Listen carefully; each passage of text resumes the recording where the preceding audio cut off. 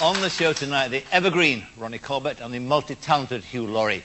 Also, 2 songs from one of the great divas, Dame Shirley Bassey. But first, a young actress as famous for her off-screen activities as anything she's ever done on television. One newspaper described her as the star with the most complicated love life since Mata Hari.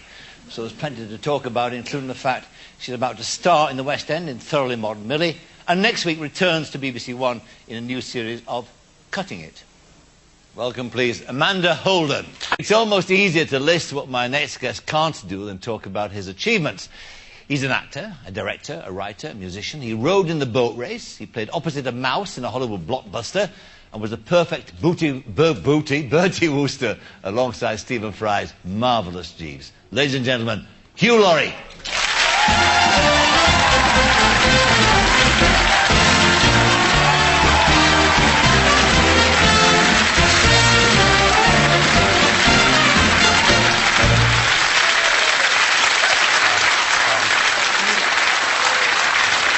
Mad Dogs in English, and that's very... There was a military brass band about that. It was splendid, splendid stuff. Did you, on the question of fame, now then, young Laurie, did you want to be famous yourself?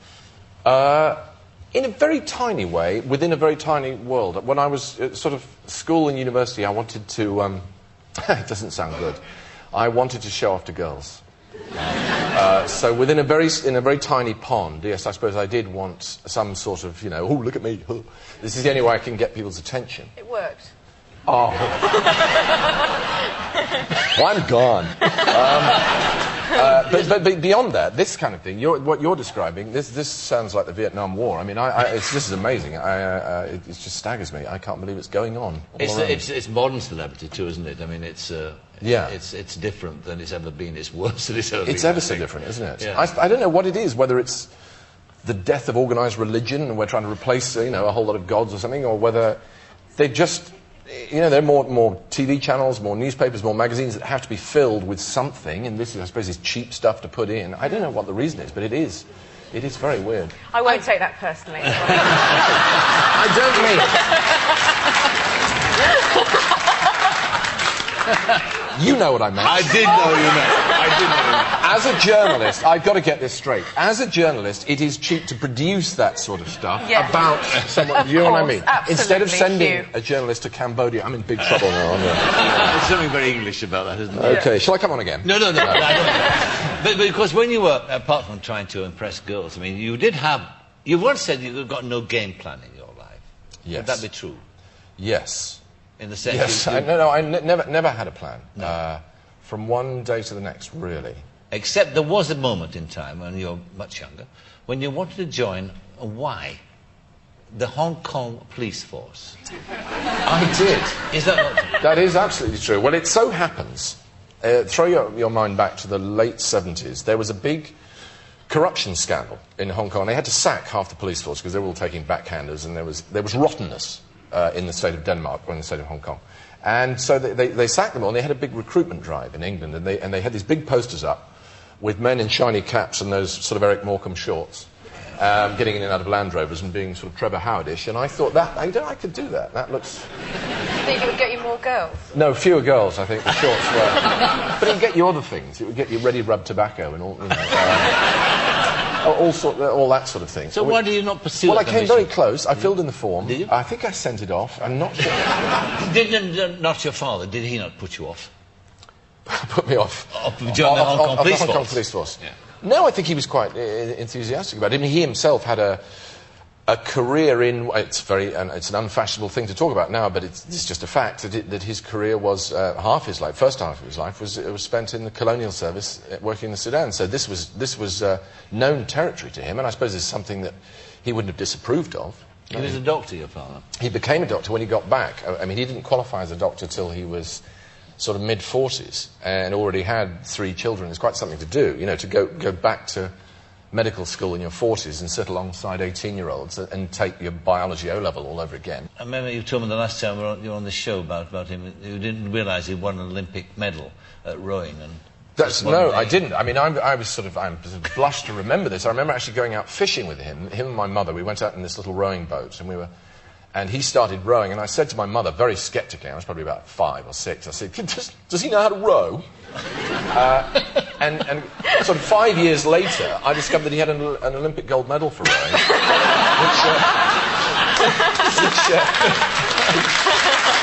which he genuinely, he kept in a sock. In the bottom of some cupboard, you know, he was just so he took modesty to the level of a martial art. Really, you have to admire a man like that, don't you? Well, I did. I certainly did. I'm yeah. sure you did. Yeah. Do you ever feel like following in his footsteps at all, to become a doctor yourself? I did. I did consider this. I really did. And I went to the London hospital and I talked to it because I'd taken all the wrong subjects at school, and I thought, but I could change it. It's not too late. But it involved, you know, having to do an extra afternoon's work, and I thought, oh, what a shame. That's too much for me. You know, I freely admit it, I'm not made of the same stuff as he was. Well, I think that was a very special generation. I think they were. Yeah. They were a pretty steely lot. They built empires. They certainly did. They were very sure in their ways. They certainly did. And we now, I don't know if, I sometimes wonder whether we can't build the Millennium Footbridge, you know. Never mind building an empire. Never mind building a road from Addis Ababa to Johannesburg. We can't build a footbridge over the Thames. That's right. We are rather sort of spineless, I think. And that leads us nicely into the subject of your latest TV offering, because you're making a return as a lead, I should say, on television after what, 10 years since you did Bertie Wooster. It is, yeah. In a series called 40 Something, and Correct. it's about in which you play a doctor. I do. And yes. it's about our preoccupation, or your generation's preoccupation, with getting older, with being 40. Yes, it's a big subject for some reason. It's a bit, I suppose it's from a television company's point of view, it's a sort of baby boomer thing. There are a lot of people reaching that age now who are starting to worry about, oh, what am I here for?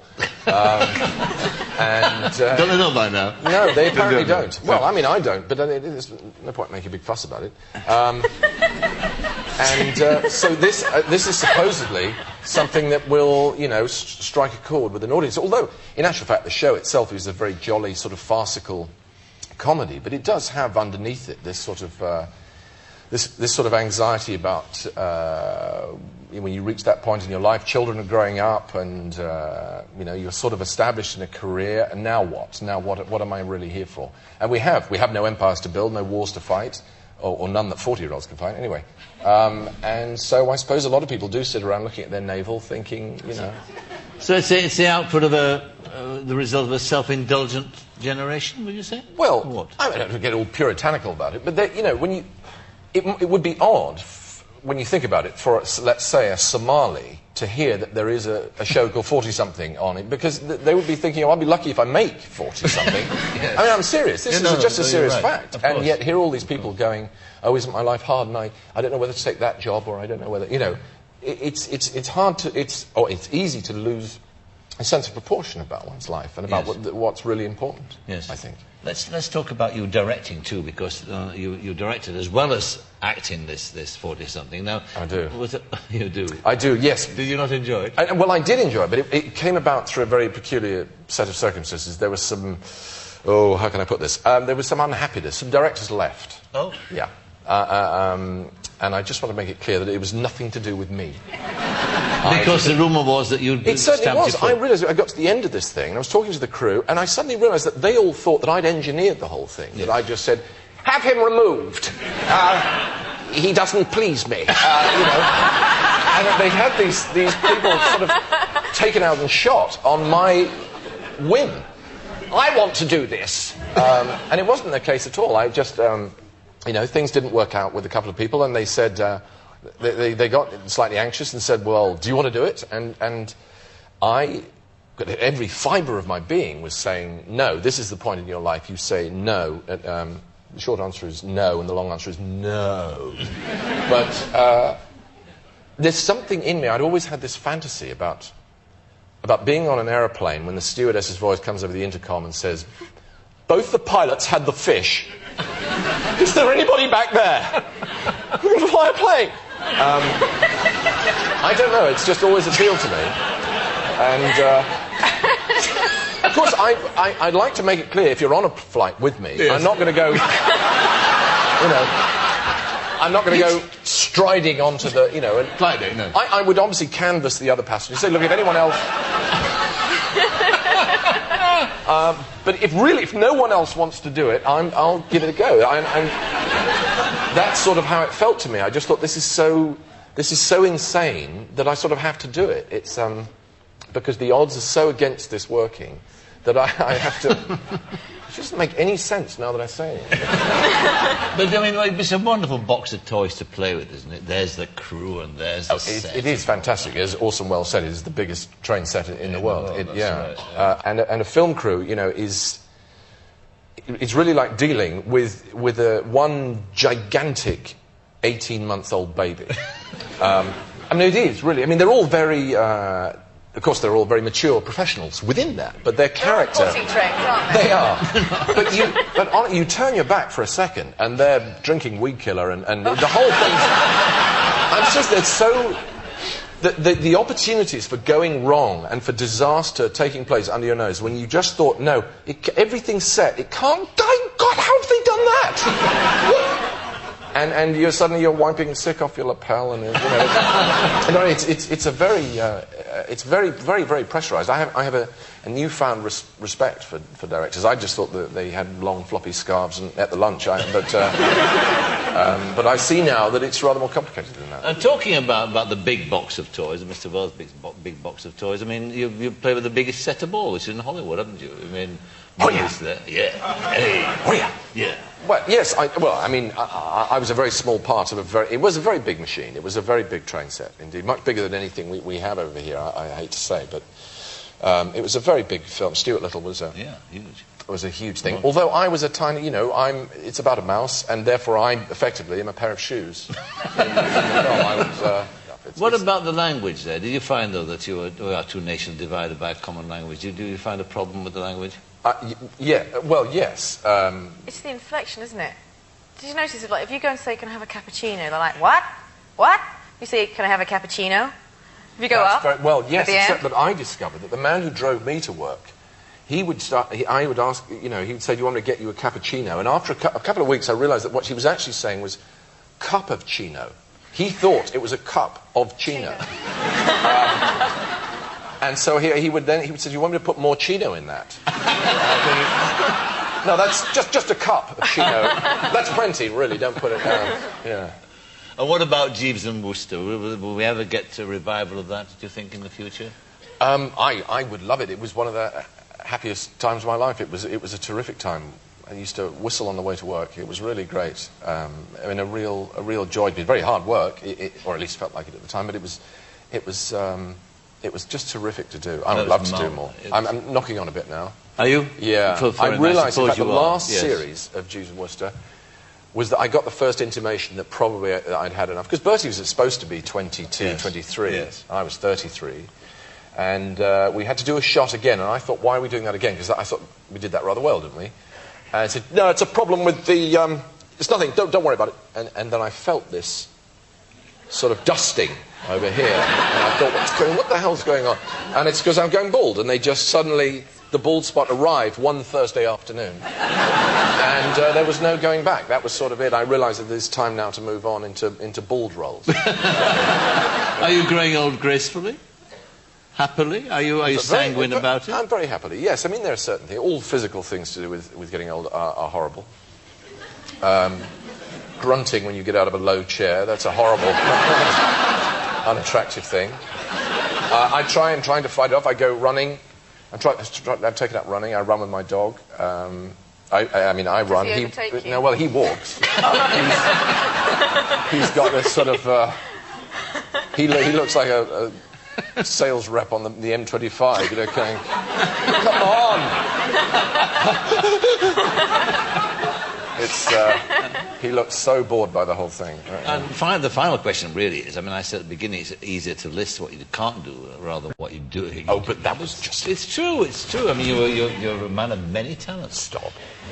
Have you decided, have you made your mind up what you really want to do with your life? Yes, I have. What I'd really love to do is to play the piano in a hotel lobby. That would be my... I'm serious. I know people think that it seems like a sort of cheesy way of it, but I just think I don't know why. There's something so romantic about the earning your living with a musical instrument that you can do anywhere in the world. You know, a piano's a piano, wherever you go, and music means music, wherever you go. I just find that so romantic. That's what I love to do. People come up to you and say, will you play so-and-so? Yeah, in Japanese. In Japanese. So, I'm sorry? I really do think that would be a wonderful way of, you know, earning a crust. Hugh Laurie, thank you very much indeed. Thank Hugh you. Laurie.